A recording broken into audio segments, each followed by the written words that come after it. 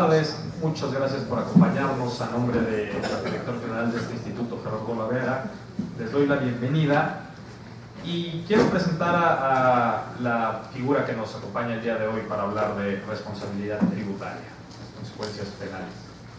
A pesar de que estoy seguro que todos ustedes lo conocen bien, Juan Carlos Ferré, además de ser decano de la Facultad de Derecho de la Universidad de Huelva, de ser uno de los más prestigiados docentes en el ámbito en España, es un amigo entrañable del instituto y un coeditor de una de nuestras dos revistas, Derecho Penal México. La hacemos justamente entre Juan Carlos Ferré y el INACIPE.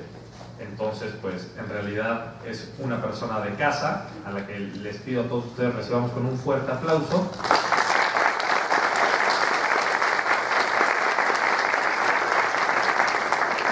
Y posteriormente los invito, después de tener la charla, que esto se construya y se pase a ser un diálogo, a que si alguien tiene alguna duda específica, hagan alguna pregunta. No todos los días está el maestro con nosotros, entonces pues los invito a que después de la plática ustedes también hagan uso de la voz y esto se pueda convertir en una charla al estilo del INACIPE. Muchas gracias.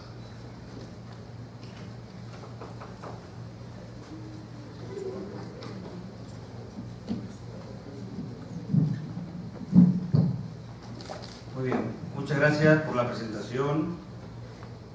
Es para mí un gran honor y una satisfacción estar nuevamente en esta casa, a la que me siento unido desde hace muchos años. Es decir, que he visitado esta misma sala, Ruiz Huerta y otras, con gran satisfacción, porque yo sé que en México el derecho penal está muy relacionado con el INACIPE.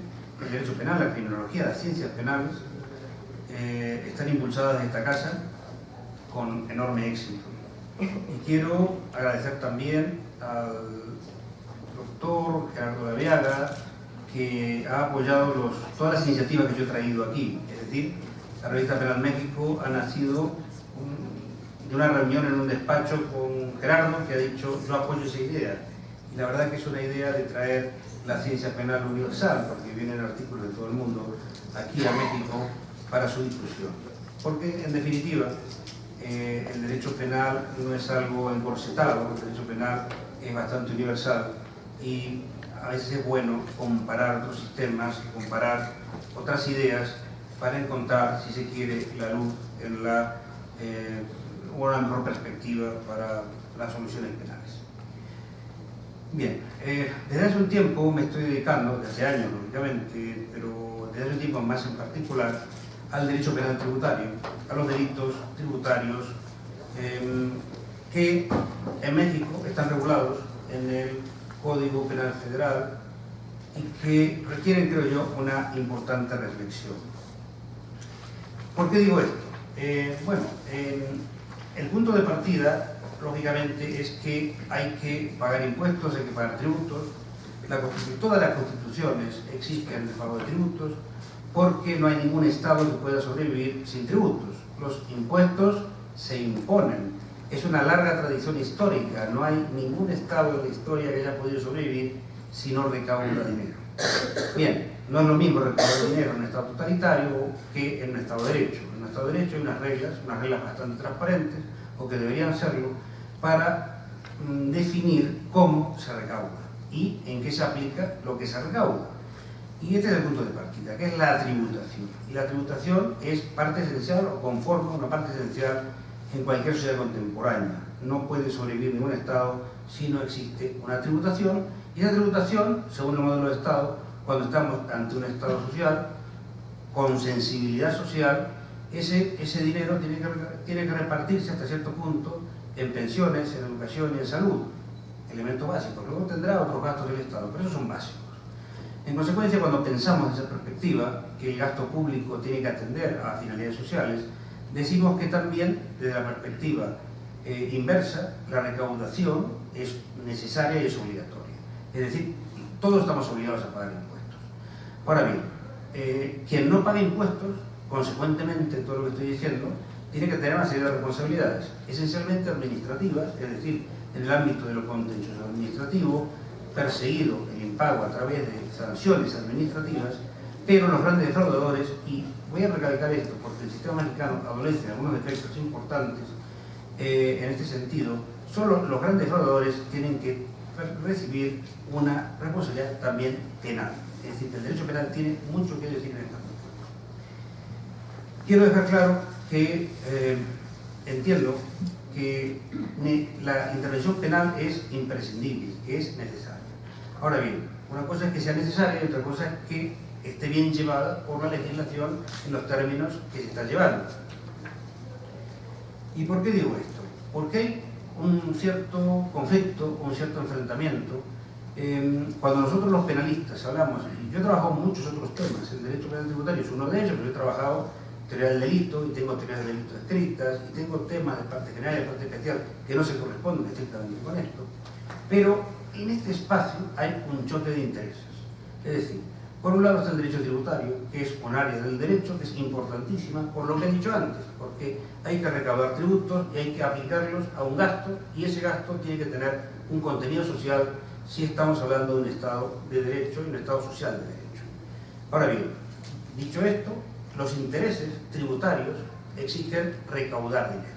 Es decir, cuando pensamos en un Ministerio de Finanzas, o en un Ministerio de Hacienda, o el Ministerio de Economía, o el que regula la tributación, lo que quiere es sustancialmente recaudar impuestos, y ese es su objetivo.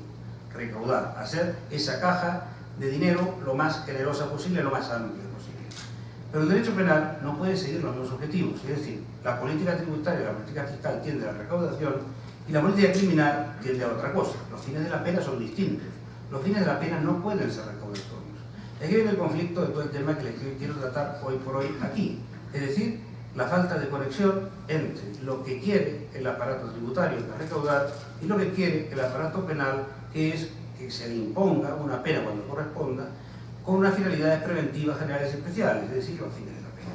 Y esto puede entrar en contradicción, y normalmente entra en contradicción. Entonces, el primer mensaje, creo, espero que sea lo que quede de este debate, de esta plática que estoy desarrollando hoy, es que cuando se trate de una responsabilidad penal tributaria, que es necesaria, que es imprescindible, porque hay que sancionar penalmente al gran defraudador, sea futbolista del equipo más conocido, sea empresario de la empresa más preponderante, el que no paga sus impuestos a esos niveles es un insolidario social y merece una pena. Ahora bien, una cosa es que merezca una pena y que el aparato penal tiene que dirigirse contra él para aplicar una sanción que se corresponda con la conducta que ha realizado, y otra cosa es que esto entre en contradicción con intereses puramente recaudatorios de la administración tributaria, que rápidamente querrá solventar o negociar esa pena a cambio de dinero. Pensemos en ello un segundo, la diferencia que es entre el que roba un banco y tiene que cumplir una pena necesariamente, y el que no paga impuestos defraudando y que luego a través de una serie de mecanismos consigue eludir todas las responsabilidades penales no tributarias, porque ha pagado según los términos de lo que dice.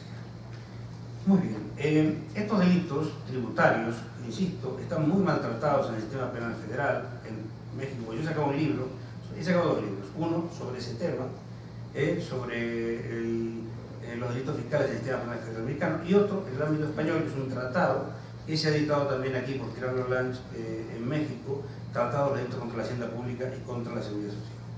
¿Qué pasa? Estos delitos son muy peculiares, porque nosotros estamos acostumbrados tradicionalmente los penalistas al homicidio, a las lesiones, a las agresiones sexuales, delitos que tienen una estructura que no nos suena extraña. Además, todos los elementos del teoría del delito se han generado y se han estructurado en esa dirección.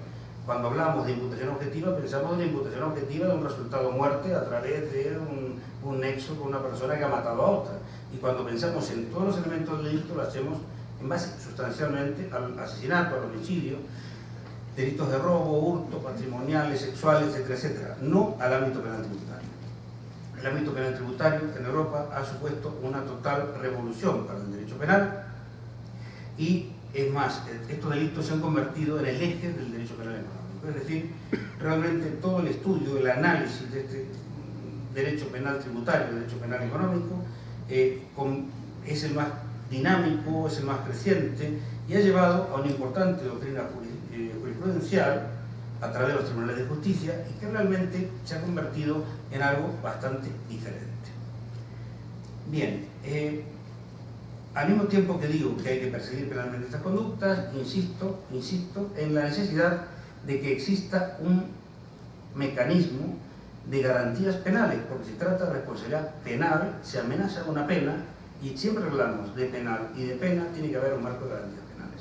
Y esto es fundamental y no es siempre respetado. Yo más o menos voy a dar algunas ideas de por qué esto no es siempre respetado. El presupuesto de este tipo de responsabilidades es la existencia de una relación jurídico-tributaria. Esto supone que tiene que haber un deudor tributario, alguien que no ha pagado sus tributos y por ese motivo, por no haber pagado sus tributos, defraudando, se puede realmente sancionar penalmente por esa conducta. Existe un marco jurídico-tributario que establece una serie de deberes. ¿Cuáles son los deberes que tenemos como ciudadanos? Nosotros ciudadanos somos todos contribuyentes, porque todos pagamos impuestos. Los pagamos en cada decisión económica que realizamos, los pagamos cuando nos pagan nuestro salario, los pagamos cuando recibimos una herencia, una donación. La tributación nos persigue en 360 grados, es decir, estamos permanentemente sometidos a estos deberes tributarios y pues, en ese contexto entonces tenemos una serie de deberes. Estos deberes, fundamentalmente lo que se nos exige es el pago, es decir, tenemos que pagar. Pero no solo es el pago, es decir, que existen una serie de deberes formales. El deber material es el pago. Los deberes formales hacen referencia a presentar declaraciones tributarias, a emitir facturas, a recibir facturas, a llevar una contabilidad. Un entramado de papeleo, si se quiere, es fundamental a la hora de hablar de estos delitos, porque donde se van a llevar a cabo las comprobaciones es en las facturas, en los libros contables, en todo el manejo económico que se desarrolla plenamente en las empresas. Los ciudadanos individuales, que no son empresarios, tienen una serie de obligaciones también tributarias, fundamentalmente presentar declaraciones, que tienen que ser fieles, fidedignas y tal, pero existe un traspaso de las obligaciones del Estado al ciudadano. Este punto es muy importante porque, claro, históricamente, cuando la tributación era pequeñita, la administración tributaria comprobaba, constataba y sus funcionarios ejercitaban las tareas de control.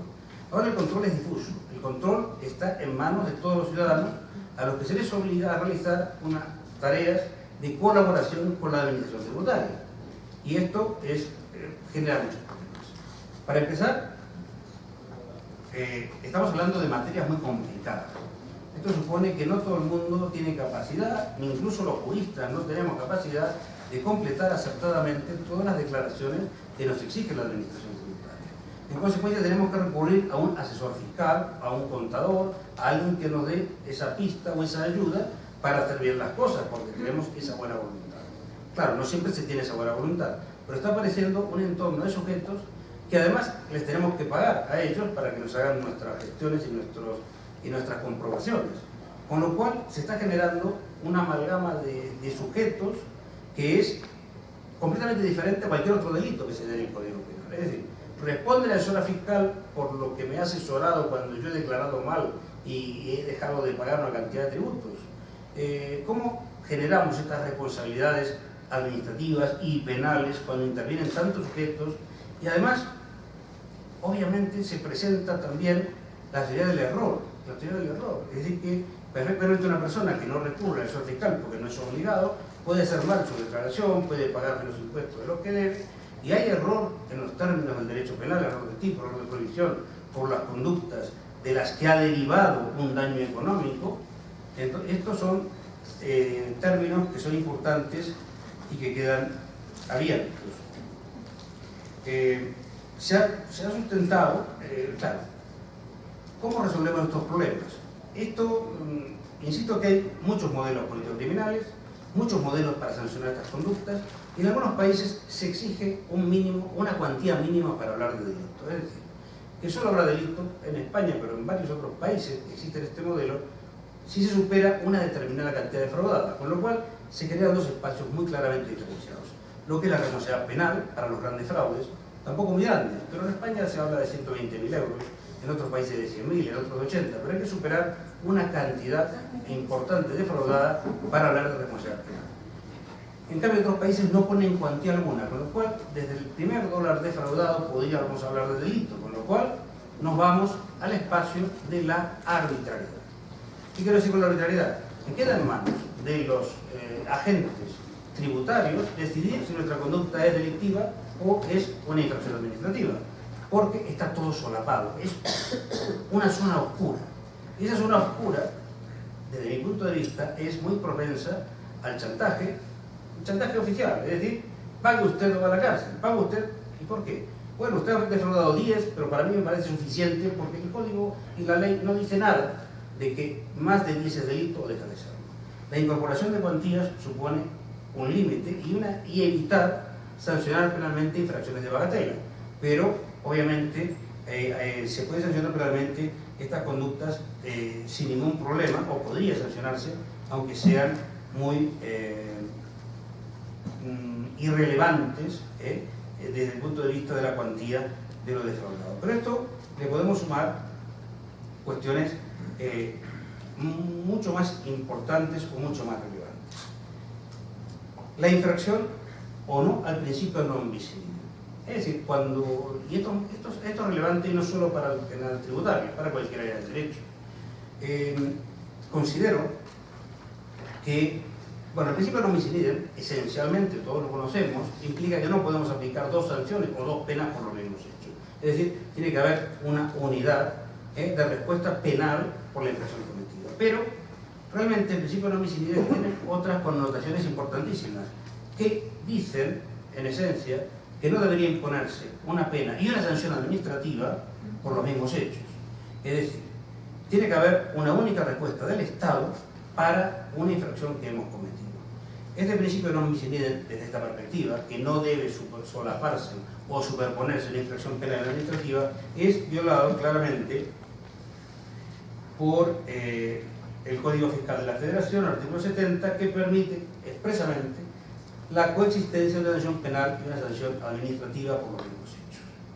Esto es un motivo de reflexión, y es un motivo de lucha jurídica, es un motivo que hay que conseguir erradicar.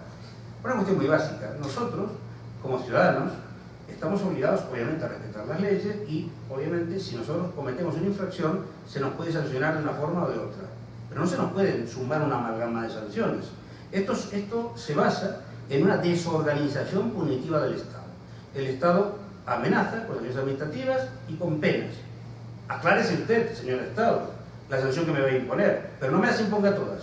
Póngame una o póngame la otra, pero no me las imponga todas, porque como ciudadano tengo derecho a tener claramente diferenciado la sanción que se va a corresponder con mi comportamiento.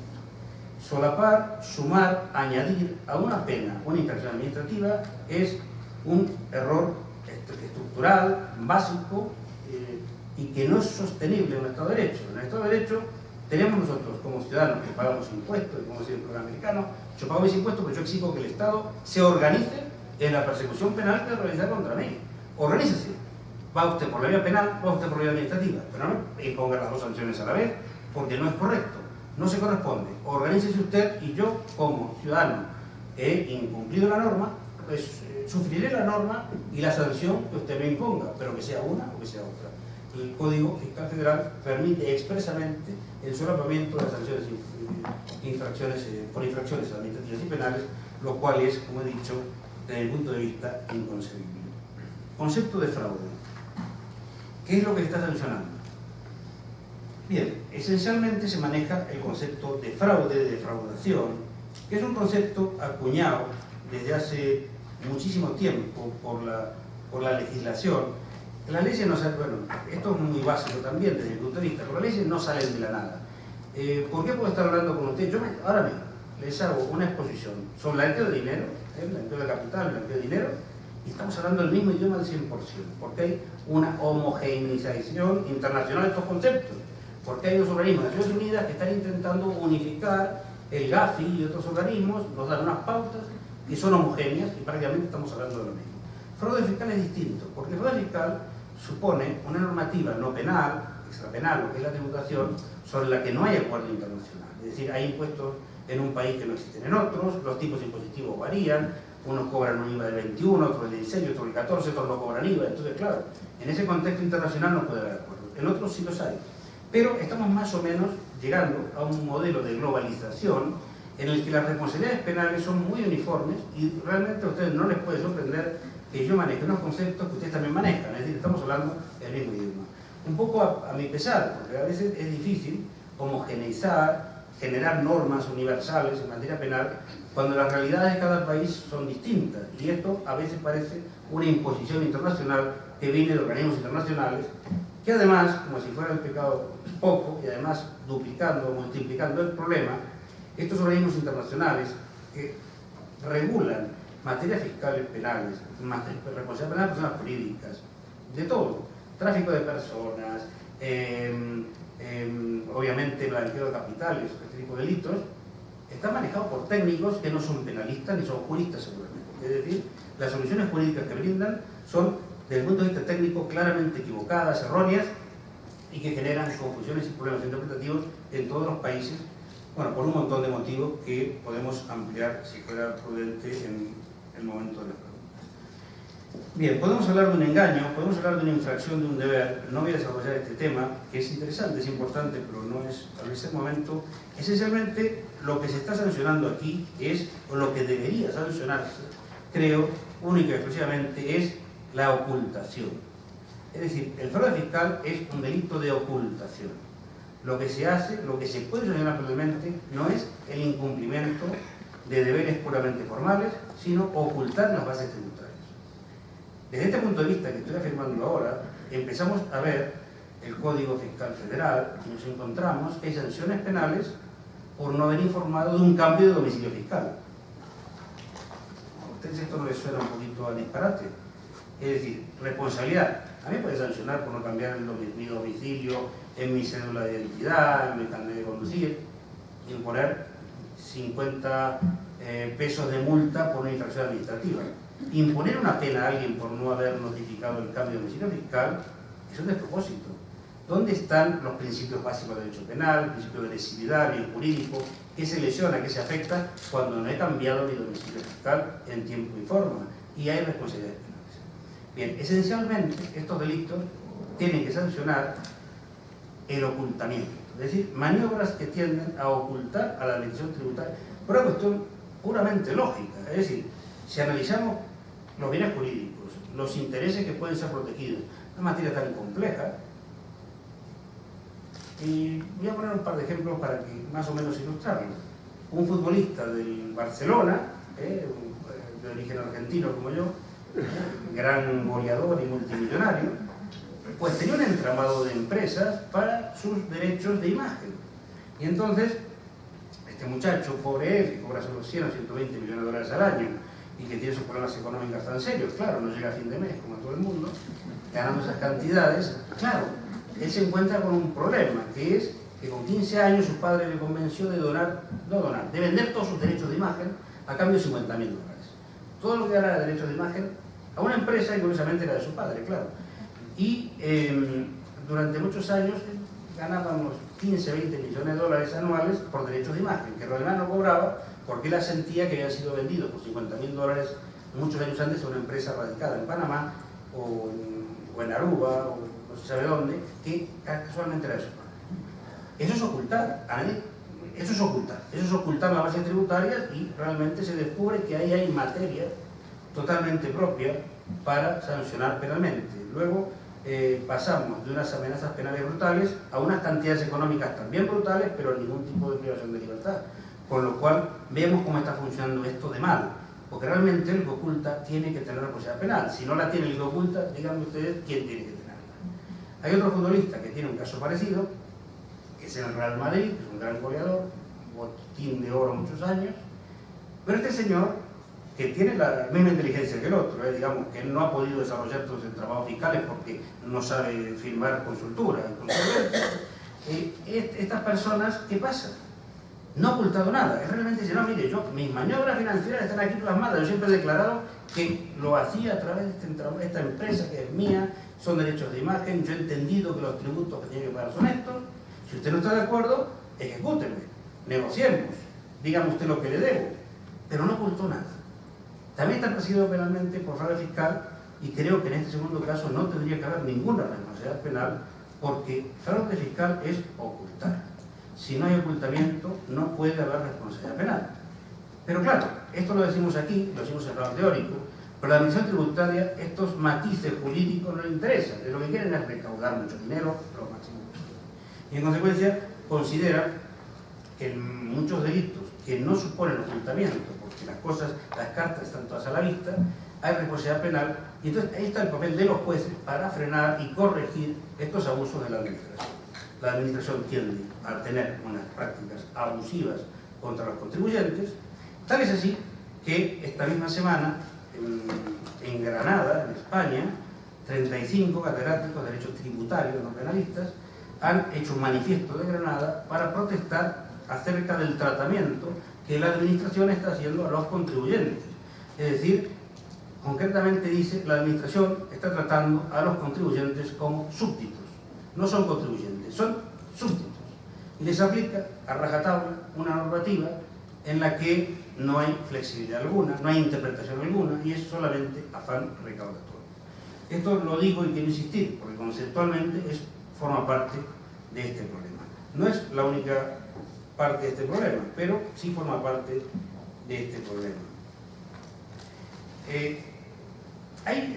En el artículo 92 del Código Fiscal Federal de México, es un artículo, a mí me parece importantísimo, porque conserva las líneas maestras conceptuales de los delitos fiscales en México. Es un artículo muy confuso. Es un artículo muy confuso. ¿A quién favorece la confusión? No, eso no lo tengo claro. Al contribuyente seguramente no. Es decir, cuando hay artículos confusos, cuando no están bien elaborados, cuando no es que el legislador sea malo, ustedes no interpreten esto como un ataque al marco jurídico, que puede serlo también. A mí me gusta defender a los derechos de las personas ante el mecanismo penal, sobre todo cuando hay un mecanismo de esta forma tan rotundo y que tiende a la recaudación. Este mecanismo es endemoniado. Y yo sí, lo he postulado, lo he dicho por escrito, debería modificarse. Y debería modificarse que ustedes no interpreten que yo quiero importar aquí el derecho español, o el argentino, o el chileno, o el chino. Aquí es una cuestión de reestructurar el mecanismo para dotar a los sujetos, a los ciudadanos, de un marco mínimo de garantías. ¿Cómo se estructura el mecanismo? ¿Cuál es el sistema?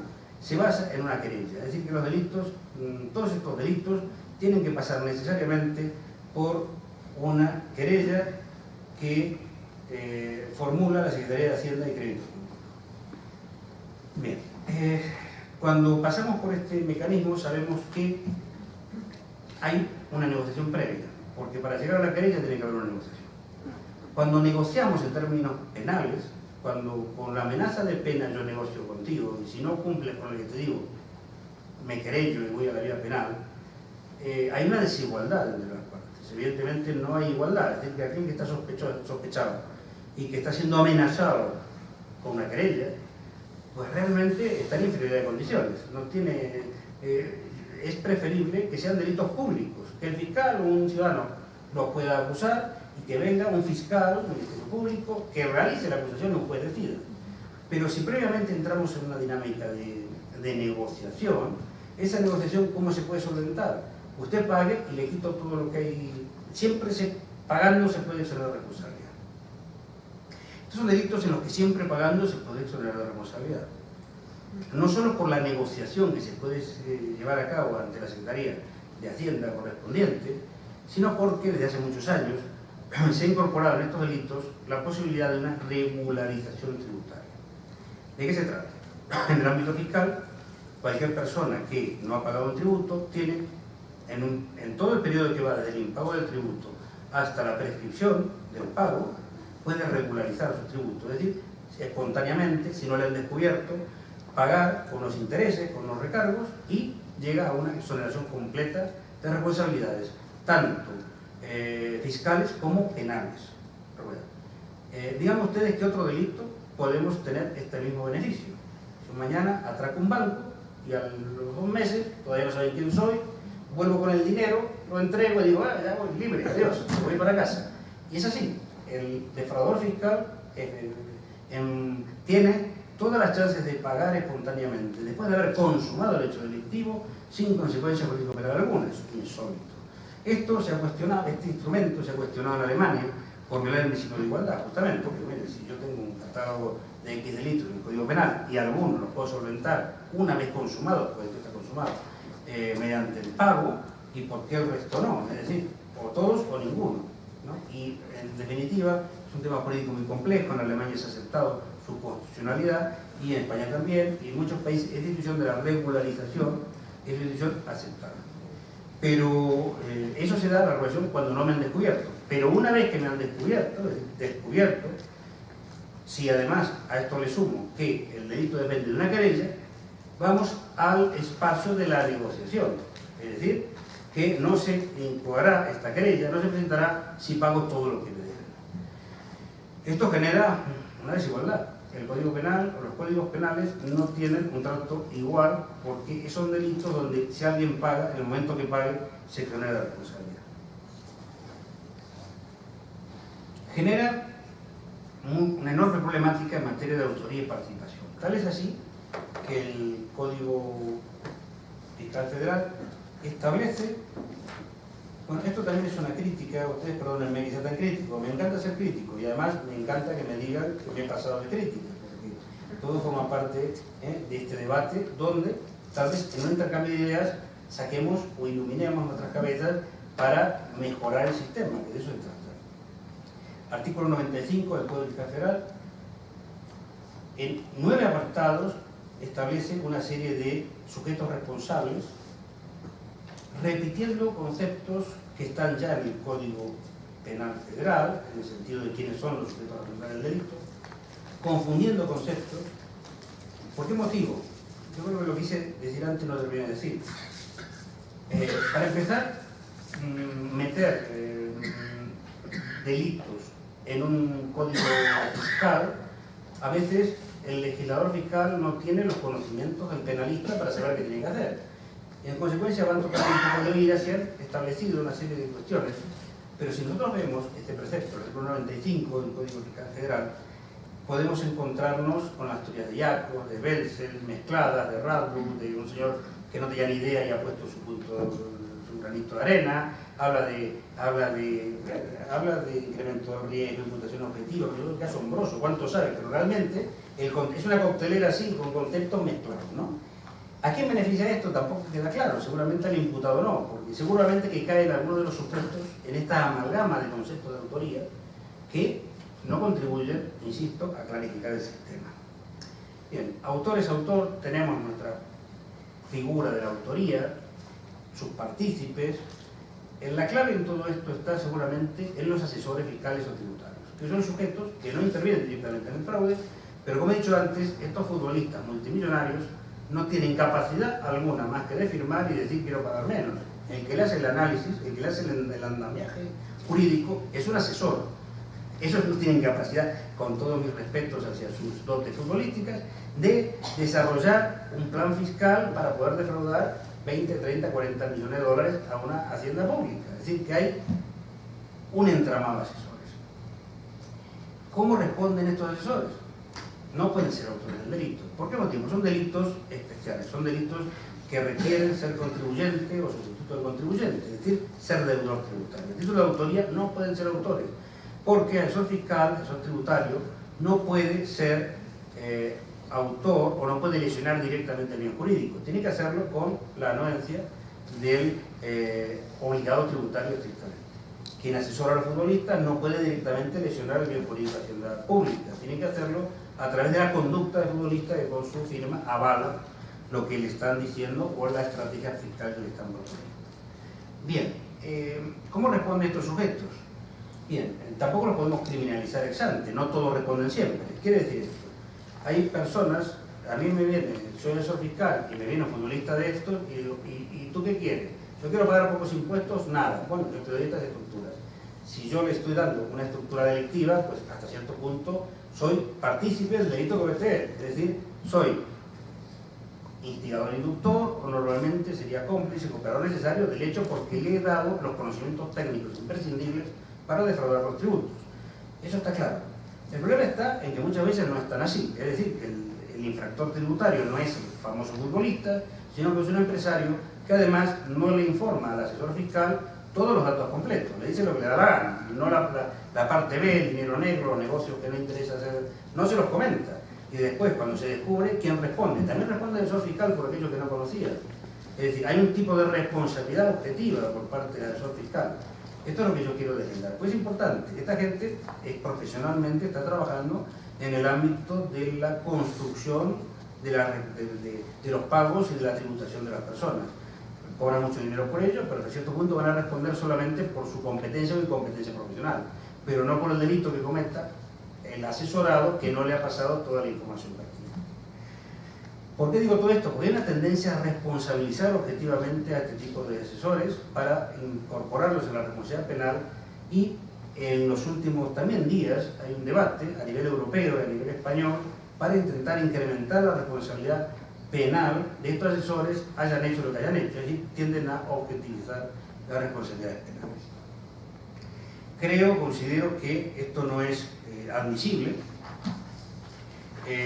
La responsabilidad penal es la que es, exige toda, y a título de autor y a título de partícipe, pueden ser sin duda partícipes de los hechos delictivos, pero en realidad tendrá que demostrarse su real implicación en los hechos, que el asesoramiento que han dado el tributario es un asesoramiento que tiende hacia el fraude, que está construyendo las fórmulas defraudatorias, y no simplemente que está informando sobre las distintas opciones que tiene su cliente para defraudar o no defraudar, ¿no? Esto es importante, y creo que muy importante para definir el espacio de gasto.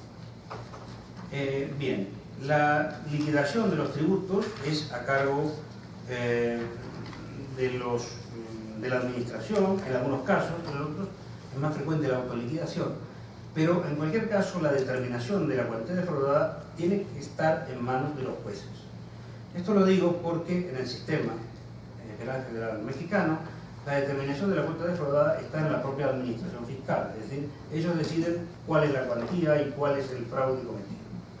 En otros sistemas esto es una competencia puramente penal, es decir, que es el juez penal y que tiene que...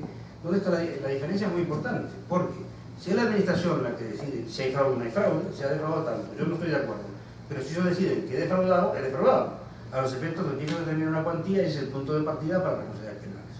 ¿Dónde está la contradicción? ¿Dónde están mis pruebas? Es decir, que no puedo hacerlo, porque en el sistema penal federal mexicano, la determinación de que existe un fraude y que hay una cuota defraudada está en manos de la propia administración fiscal. En otros países es la cuantía y la entidad del fraude es un tema que tiene que ser debatido en el juicio penal y es sometido a las pruebas tradicionales, y es el fiscal, la fiscalía la que tiene que demostrar que existe un fraude, la cuantía del fraude, y es el sospechoso de defraudación el que puede, a través de pericias, documentos, cualquier tipo de testimonios, contradecir la prueba del fiscal y conseguir una sentencia absolutoria. Es decir, el debate de lo defraudado sustancialmente tiene que estar en los jueces. ¿Cuál es el problema? Bueno, el problema que existe en España y que no existe en otros países, por ejemplo Argentina, es un país en el que existe una jurisdicción penal económica y dentro de ella un espacio propio para el penal tributario con jueces muy especialistas en estas materias. Si yo tengo jueces especialistas, estos jueces, estos tribunales, no tienen problema para advertir por sí mismos cuál es el fraude cometido, la entidad, las maniobras, porque conocen de delitos. En España no es así. En España un juez puede estar atendiendo una violación, al día siguiente un robo, un homicidio y luego un fraude fiscal.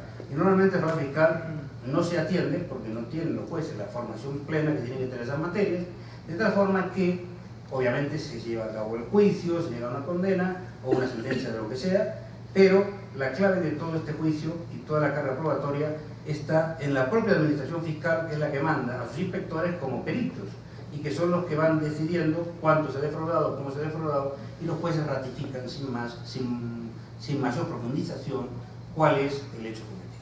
Entonces, esto genera una falta de garantías que también, insisto, tiene que ser declarado.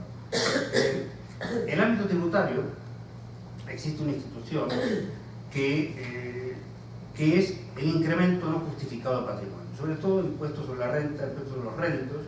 A mí me descubren de repente una cantidad de dinero que no había constancia en la administración tributaria. La administración tributaria lo imputa al año fiscal en que ese dinero aflora.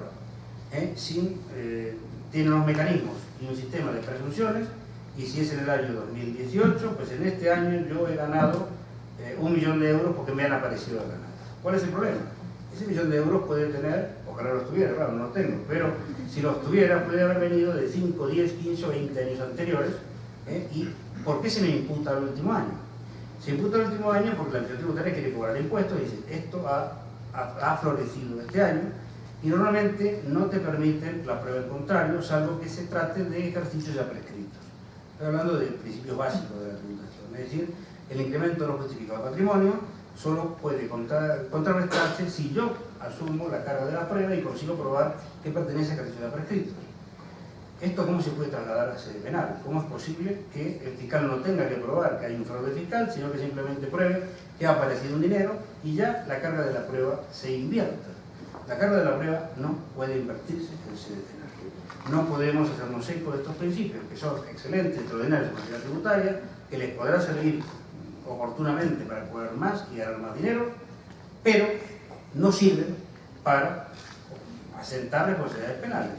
Incremento no justificado de patrimonio, en consecuencia, no tendrían que tener relevancia penal. Sin embargo, yo estoy hablando de la jurisprudencia española, el Tribunal Supremo en ocasiones lo admite, porque dice que si no hay suficiente prueba que contradiga el origen de esos bienes, se deben imputar al año en el que han aflorado.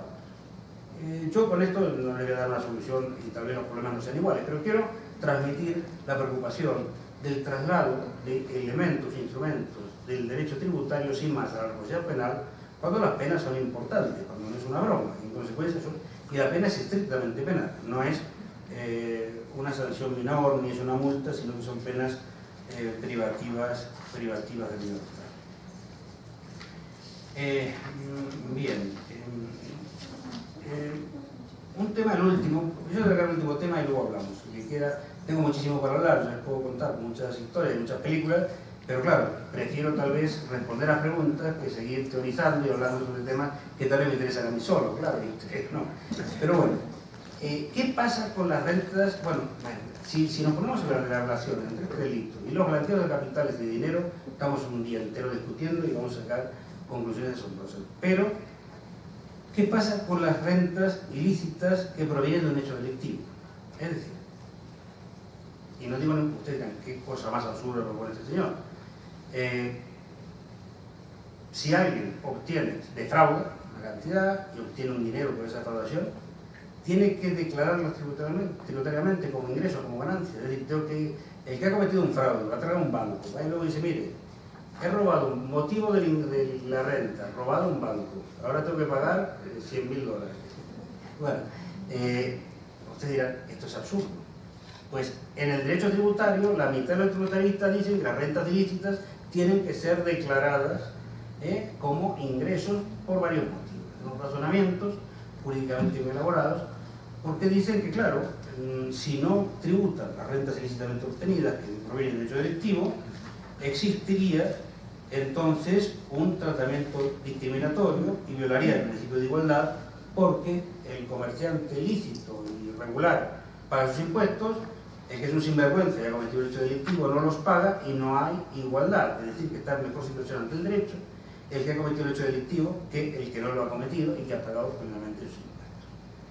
No es este el único argumento, es decir, se habla de lesionar el principio de capacidad contributiva, porque el que realiza el hecho delictivo incrementa su riqueza de manera que consolida el incremento de riqueza y el otro no.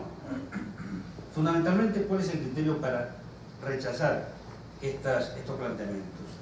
Que viola el derecho a no autoinculparse, es decir, sería totalmente incriminatorio que el sujeto estuviera obligado a ir y declarar que ha cometido un hecho delictivo y haya recibido una serie de ganancias. Fíjense ustedes cómo está la cosa. Hoy por hoy, el derecho penal en el ámbito económico es follow the money, ¿no? Perseguir el dinero. ¿Y cómo se persigue el dinero? Legitimación o blanqueo de capitales, blanqueo de dinero es un delito estrella, es un delito donde se se inmiscuye a toda la sociedad, a toda la comunidad, y se está persiguiendo el dinero en todos sus frentes. El fraude fiscal, se está persiguiendo el dinero en todos sus frentes. Nuevas formas de decomiso, es un espacio, es una sanción que se considera en toda Europa que no es una pena, que es una sanción parecida, pero que no es estrictamente una pena. ¿Para qué? Para no darle las garantías que tienen las penas. Entonces el decomiso es una solución penal, pero no pena, que permite la confiscación de todos los bienes de una persona sospechosa de un hecho delictivo o que ha cometido un hecho delictivo. El decomiso ampliado es la última institución que se ha generado en estas materias. Se puede sancionar penalmente por no haber pagado impuestos a aquel que ha cometido un hecho delictivo. Yo insisto que esto, que parece un planteamiento absurdo, ridículo, hay infinidad de autores del ámbito tributario que dicen que hay que pagar impuestos y que también habría fraude fiscal, sumándole el fraude fiscal como un delito añadido al delito previo que hayan cometido, o sea, sea un robo, una estafa, cualquier delito previo que se haya cometido y del que hayan derivado ganancias. Considero que esto no es admisible, es decir, sustancialmente el legislador, cuando establece para el robo, para la estafa, para el hurto, para la defraudación o para el delito que sea una determinada entidad de pena, contempla que la persona que comete el hecho delictivo va a utilizar esos bienes para su propio provecho, es decir, que se los va a incorporar al patrimonio y no va a, una vez consumado el delito, regalarlo o a hacer una cosa distinta que utilizarlo y favorecerse de él. Por lo cual entiendo que la pena prevista para el delito base comprende todas las consecuencias posteriores, incluso absorbería el fraude fiscal, incluso absorbería el blanqueo de dinero. Esto, lo del blanqueo es discutible porque estamos en una batalla ahí conceptual con el blanqueo del dinero que no parece resolverse de una forma clara. Bien, voy a ir cerrando y sintetizando, como ya les he dicho. Me gustaría mucho más mantener un debate, una charla o algunas preguntas con ustedes, pero sintetizando, existe una parcela muy importante, no es la única parcela. Los delitos tributarios y los delitos contra la seguridad social, también los fraudes de prestaciones de la seguridad social y fraudes de las cuotas de la seguridad social, tienen que tener entidad penal, tienen que ser sancionados penalmente cuando superen determinada cuantía, cuando sean relevantes. Lo que no se puede es criminalizar a toda la comunidad, a toda la sociedad, con pequeñas infracciones de estas materias. ¿Qué quiere decir esto? Que es imprescindible establecer un sistema de cuantías y diferenciar a través de las cuantías las responsabilidades penales, los fraudes más graves, de las administrativas, los fraudes menos graves. El derecho penal no es la solución ni es la panacea para resolver todos estos conflictos. El derecho penal tiene que estar concretamente persiguiendo y sancionando las infracciones las más graves, el listón más grave. Podemos poner el listón que sea, en dólares, en euros, en la cantidad que sea, pero todas las infracciones menores tienen que quedar completamente fuera. Y esto permite diferenciar dos ámbitos de actuación que son propios de cada uno. La administración tiene el suyo y tiene sus sanciones administrativas, la parte penal tiene el suyo y tiene sanciones penales. No se puede exonerar de responsabilidad sin más por el pago, porque entonces creamos un mecanismo profundamente desigual.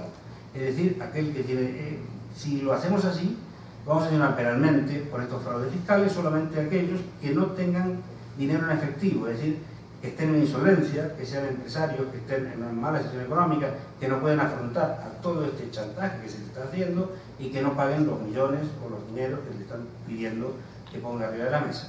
Con lo cual se genera un derecho penal no igualitario. ¿Tiene que haber responsabilidad penal? Sin duda sí. Es decir, que los fraudes fiscales más graves tienen que tener una amenaza penal y tienen que tener una sanción penal. Pero solo esos, solo los más graves. Los que no sean tan relevantes quedan fuera del espacio penal.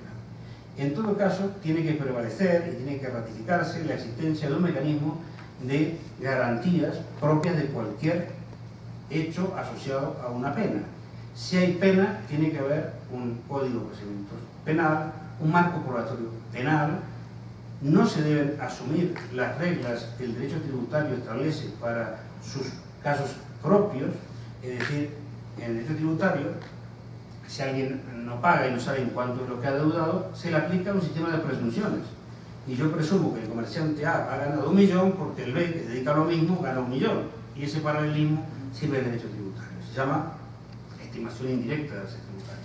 esa estimación indirecta de bases tributarias no tiene ninguna acogida en sede penal.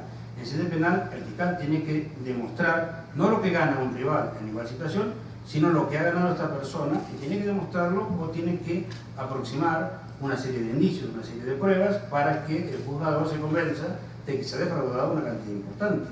Pero esos mecanismos que son muy pragmáticos, que son muy funcionales en el ámbito de la tributación, en sede penal no son los mismos.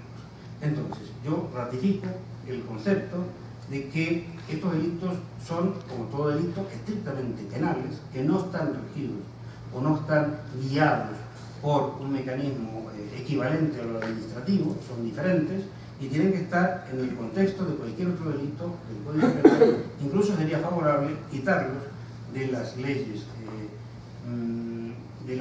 puramente tributarias y pasarlos a las leyes específicamente penales, que es el espacio propio para todas ellas. Me han quedado muchísimos temas, pero sin más, creo que doy por terminado y agradeciéndoles a ustedes la atención que me han prestado. Es un tema que no es fácil, es un tema duro para el derecho penal, es más fácil hablar de homicidios y violaciones, pero bueno, esto es un tema un poco árido, pero es un tema importante, porque nos afecta como ciudadanos. Es decir, que es lo mismo ir a la cárcel por un robo que por un fraude fiscal, la cárcel es la misma. Entonces, esa consecuencia política igual nos lleva a tener que razonar todos cómo se llega, cómo se prueba, qué principios rigen estas materias que son tan penales como cualquiera de los delitos tradicionales. Pues muchísimas gracias por la atención que me han deparado.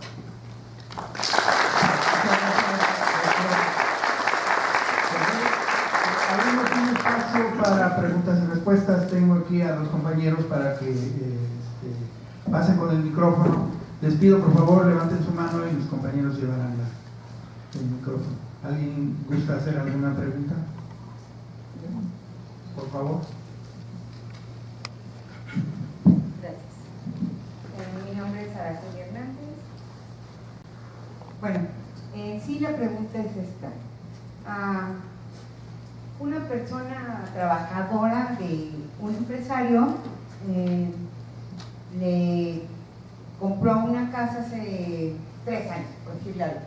Pero para hacer la entrega, el empresario quiere que le emita un cheque por 900 de hoy. 900, que no los gana el trabajador, obviamente. Tiene un Infonavit de 200 y cacho y quiere esa emisión de ese cheque.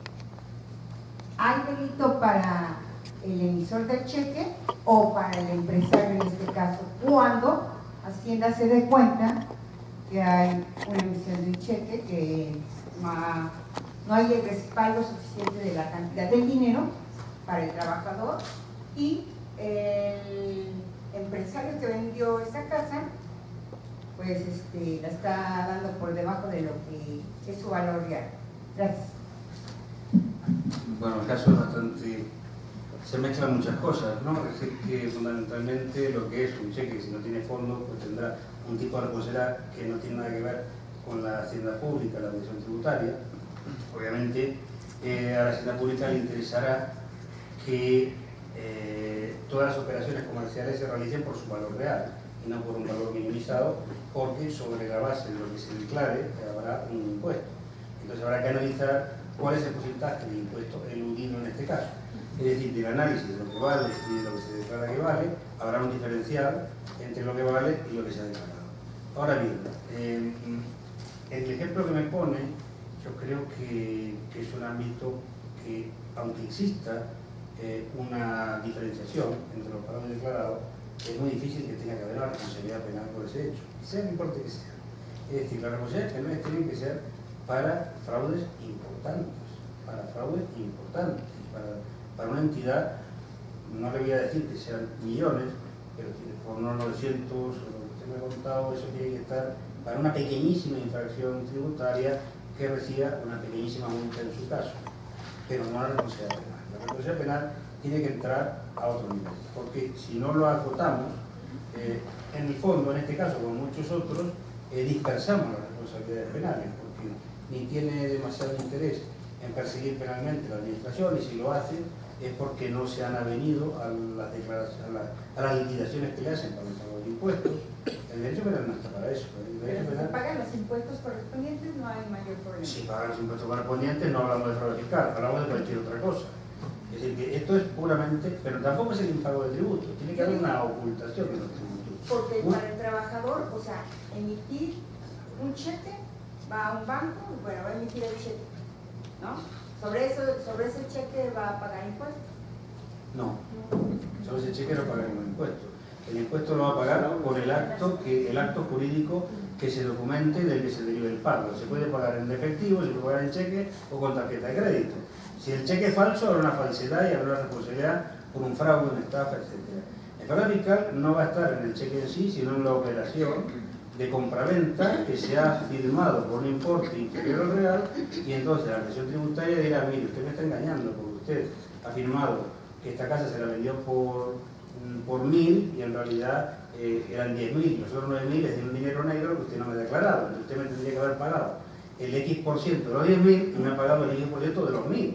Y entonces esa cuantía, el importe defraudado a la administración tributaria, esa exacta cuantía es la que nos va a definir si la operación ha sido encubierta, oculta, como aparentemente ha sido.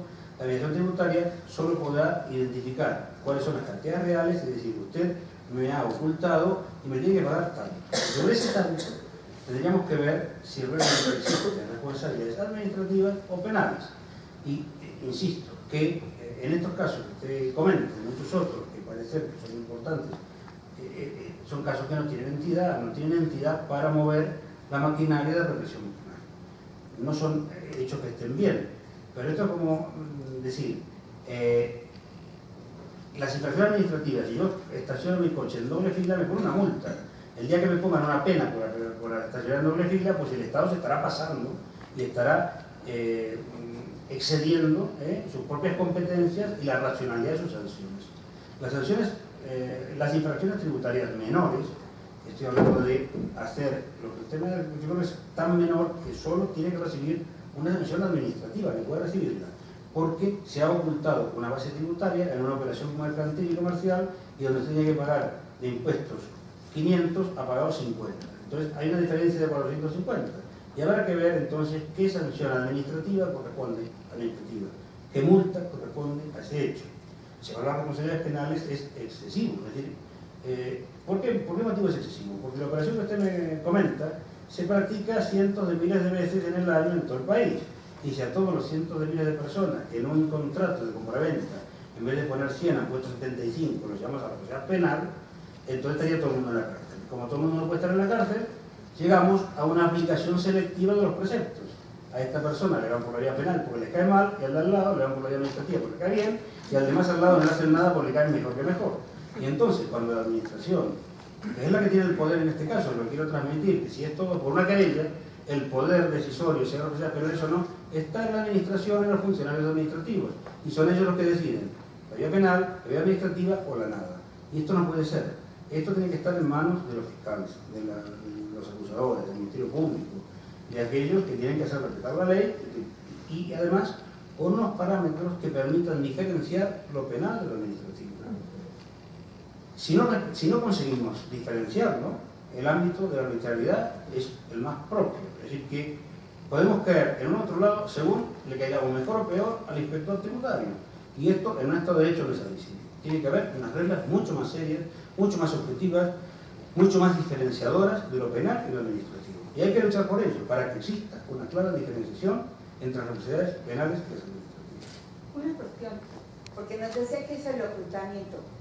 Si yo como trabajador he estado ganando los salarios mínimos y voy a emitir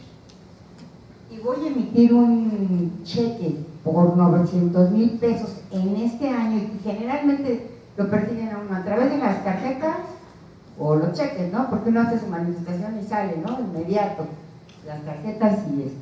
Eso es a lo que me refería. Este trabajador, en ese momento, ¿dónde sacó 900? ¿Es un tipo de ocultamiento o no? Es que, vamos a ver, en realidad, el hecho de emitir un cheque o pagar una tarjeta de crédito, eso no significa ningún delito per se. Salvo que sea falso, claro. Si lo hemos robado o es falso, ya vamos por otro. Desde el punto de vista tributario, penal tributario, Nosotros lo que tiene que analizar el inspector es si realmente detrás de eso hay una... Pero lo tiene que probar él. Digo, mire, yo tengo estos 900 y pago 900. Punto. No, pero usted no tiene dinero para... Ah, entonces habrá un incremento no justificado de patrimonio. Se ha exteriorizado una riqueza que no puedo justificar. Y entonces, ¿qué dicen los tributaristas? Cuando exterioriza una riqueza que no puedo justificar, es una ganancia que he tenido ese año. Porque no supone responsabilidad penal todavía, sino que hay que tributar por esa ganancia. Y si son muchas, pues habrá incluso responsabilidades penales. Pero realmente el hecho delictivo no puede ser utilizar un cheque o una tarjeta de crédito de mi cuenta. Lo que tengo que demostrar, lo que tienen que demostrar es que ha habido un ocultamiento de operaciones jurídicas, negocios jurídicos, por los que no he tributado. Y claro, hay dos opciones. O van identificando claramente cuál es el negocio jurídico. Si esta persona cobra 2 salarios mínimos y está viajando y mezclado por todo el mundo, pues dirán, pues mire, este señor algo tiene detrás, hay un capital negro allí que no aparece. Entonces, claro, pero la administración tributaria la que tiene que esforzarse por demostrar de dónde viene y sancionar por no haber pagado los impuestos por esos hechos.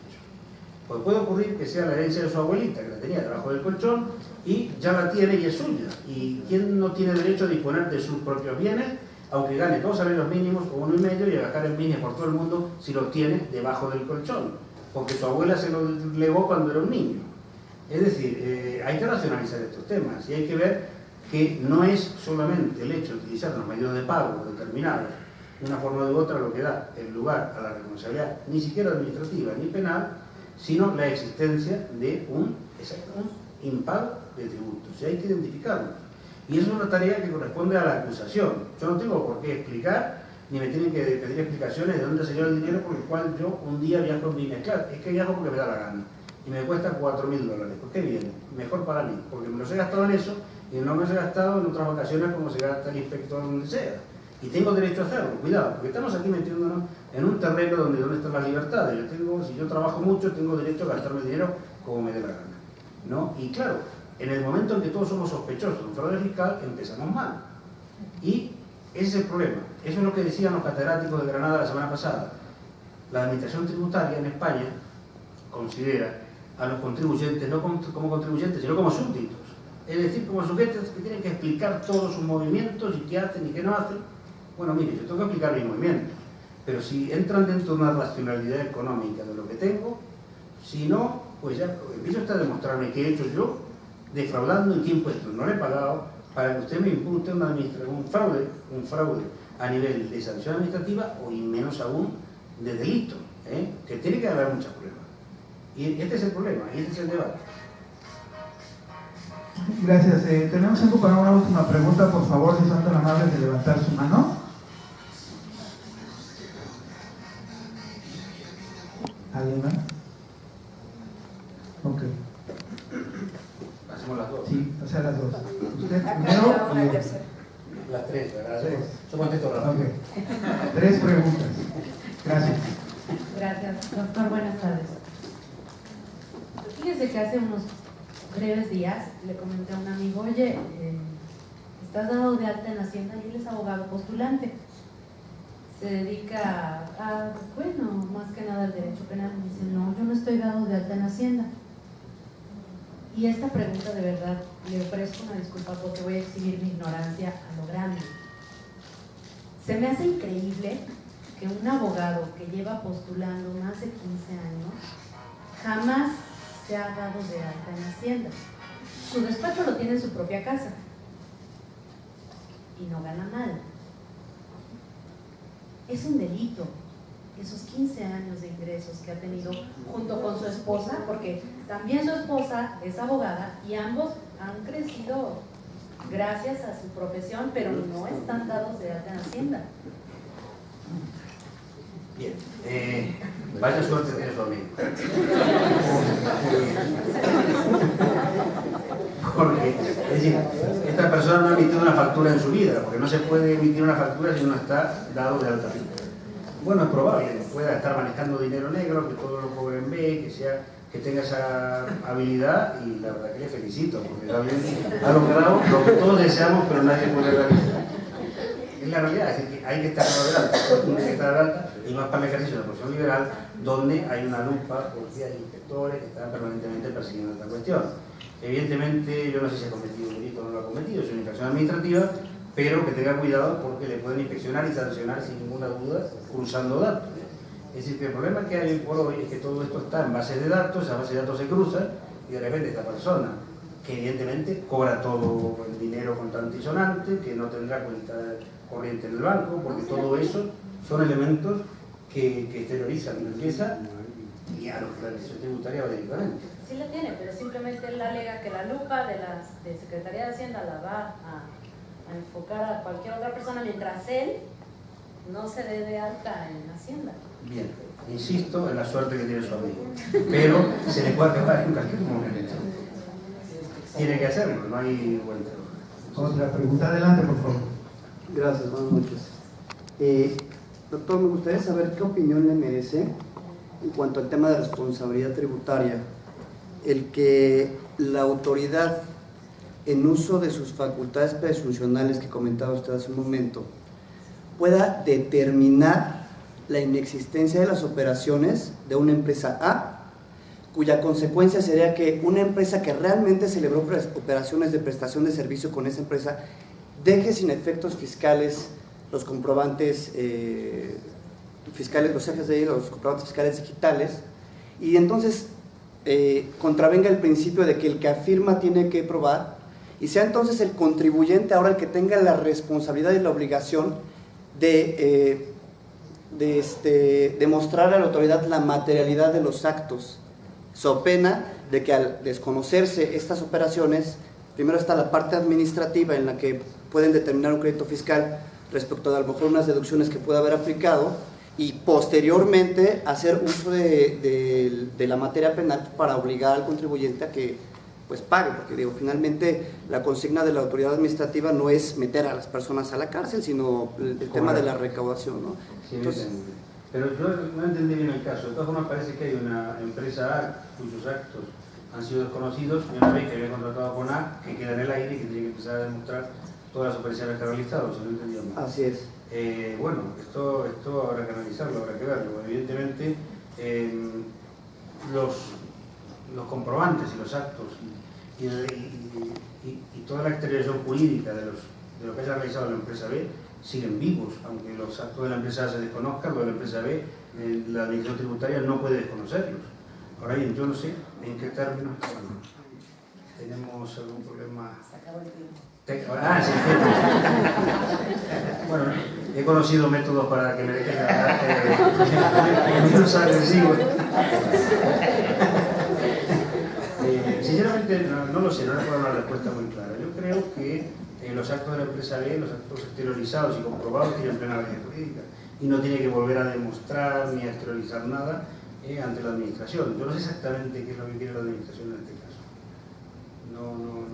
No se lo puedo aclarar bien porque tampoco lo veo, no veo bien el planteamiento. Ok, a ver, lo quiero estructurar un poquito mejor. A ver, muy concretamente, ¿qué opinión le merece el tema de que sabemos que la autoridad puede hacer uso de sus facultades presuncionales? Es decir, yo puedo presumir que no existen tus operaciones, y entonces, en consecuencia, sea el contribuyente quien tenga que decir, ¿sabes qué?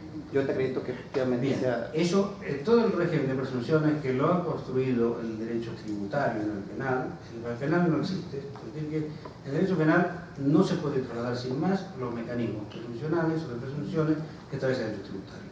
El derecho tributario es un sistema pragmático, ágil, rápido, y teóricamente dicen, bueno, yo quiero saber cuánto es lo del señor, pues yo sé que ha realizado actividades comerciales, que ha estado todo el año comprando y vendiendo cosas, pero ha quemado todos los libros, no contribuye, no me dice nada, y entonces yo tomo al comerciante de al lado, que hace lo mismo, y si gana 1 millón, le imputo a este 1 millón.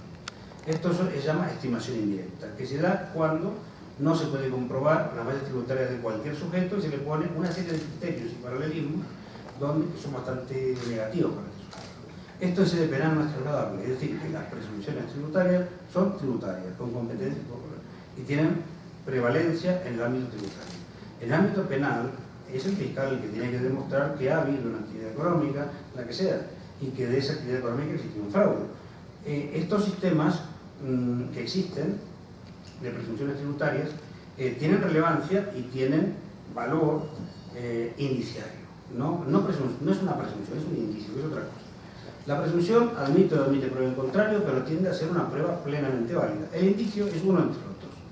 A ese indicio se puede contrarrestar el testimonio de la propia persona que dice que no es así, el testimonio de un tercero que no es así, una pericial de parte que dice que no es así, y con lo cual el primer indicio se destruye por todos los demás. Las presunciones tienen una carga probatoria mucho mayor, pero la tienen que tener en su espacio propio. Las presunciones sobre la deuda tributaria tienen plena vigencia en el ámbito tributario. En el ámbito penal, cambiamos el criterio. Y es prueba de indicios. Obviamente que si hay muchos indicios, sumado a este, habrá una condena penal. Pero no me pueden decir que existiendo un catálogo de presunciones en la ley tributaria, eso se pueden aplicar en sede penal para fundamentar una condena. ¿Vale? Eso más o menos el concepto. Sí, gracias. Tenemos la última pregunta atrás, por favor, adelante. Hola, buenas tardes. Yo tengo una pregunta. El Código Fiscal Federal Mexicano tiene una fracción que dice que a quien dolosamente haga que otro cometa un delito fiscal. Mi pregunta sería, ¿cómo puedes acreditar el dolo? En el ejemplo, por ejemplo, que decía aquí la compañera, del amigo que nunca se ha dado de alta, si en algún momento es el primo, el hermano que le dice no te des de alta en Hacienda, mejor hazle por acá para que evidentemente no te cause impuestos, entonces ¿cómo puedes acreditar que esa persona cometió el delito o que esa persona cometió, dolosamente incidió a que el otro cometiera el delito fiscal? Bien, la prueba del dolo es un problema que no solo es delito, en todos los delitos, ¿no? El dolo es conocer y querer, fundamental esencialmente. Entonces, a través de indicios de la actuación del sujeto, el juez es el que tiene que deducir que la conducta es dolosa, o sea que se ha hecho con conocimiento y se ha hecho con voluntad. Esos son los dos elementos clásicos del dolo, que no tienen más misterio aquí que en el homicidio, el asesinato o cualquier delito del código. Puede ser es conocer y querer. Dolosamente haga que otro cometa un delito fiscal, no es una conducta de autoría, es una conducta de participación, es una conducta de inducción e instigación, es decir, convenzo a otro a cometer un delito fiscal, porque el que comete el delito fiscal es el otro. Entonces, la instigación o inducción como forma de participación siempre se sanciona en su forma dolosa. No cabe la inducción o instigación imprudente o culposa. Si yo, a través de unos comentarios, digo, bueno, hay gente que defrauda impuestos y no paga, ay, qué interesante lo que dice este hombre, y lo hago, no puedo decir que haya sido una inducción a cometer un hecho delictivo, ni siquiera un fraude fiscal. Tiene que decirle directamente, lo que tienes que hacer es defraudar impuestos, lo que tienes que hacer es no llevar vino, lo que tienes que hacer es no realizar declaraciones tributarias, lo que tienes que hacer es no pagar. Esa sí es la inducción que en los términos que estoy diciendo es claramente dolosa, porque está convenciendo a alguien que no tenía tomada la decisión previa de un hecho delictivo a cometerlo. Es decir, la conducta de la que habla el Código Fiscal Federal es una conducta de inducción o instigación. Y la inducción e instigación requiere que dolosamente convenza a alguien que no había decidido tomar esa decisión o esa actuación a que la cometa. Lo tengo que convencer. Eso es dolo y hay que demostrarlo en esos términos. Claro, la prueba del dolo es otro tema. ¿Cómo se puede probar el dolo? Pues con gente que haya estado viendo cómo uno A convence a B para que defraude impuestos. Vamos. La prueba será a través de el resto de sujetos o de pruebas o documentos, un documento, una carta que le incita y le invita a defraudar impuestos y le convence. Esas son las pruebas del dolo, como en cualquier otro delito. Bueno. Muchísimas gracias a todos. Antes de que nos vuelvan a parar la luz, gracias. muchas gracias. Sí. Muchas gracias a todos ustedes. El secretario general de Extensión, licenciado Pablo Bertelli, hará entrega de un reconocimiento a los doctores.